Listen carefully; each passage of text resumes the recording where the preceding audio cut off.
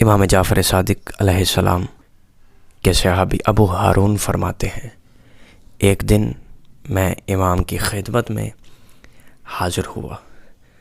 آپ نے فرمایا، اے ابا ہارون، مجھے مصاحب حسین کے اشعار پڑھ کر سناؤ، اور اس طرح سے پڑھو جیسے تم حسین کی مصیبت مجالس میں پڑھتے ہو۔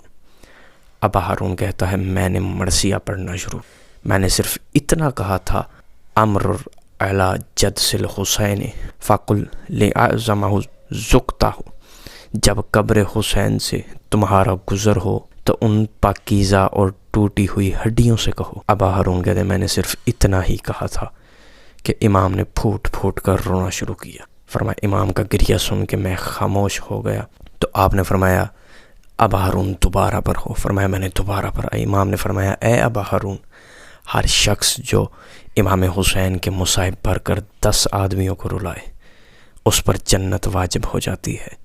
اس نے کہا، ہے مولا، 10 آدمیوں کو رلانے سے جنت واجب ہو جاتی ہے؟ امام نے فرمایا، نہیں، صرف 5 آدمیوں کو رلانے سے جنت واجب ہو جاتی ہے۔ اس نے کہا، مولا، 5 آدمی کو اگر میں رلاؤں تو جنت واجب ہو جائے گی؟ امام نے فرمایا، اے ابا ہارون، اگر تم مصائب امام حسین میں صرف ایک فرد کو رلاؤ تو تم پر جنت واجب ہو جائے گی۔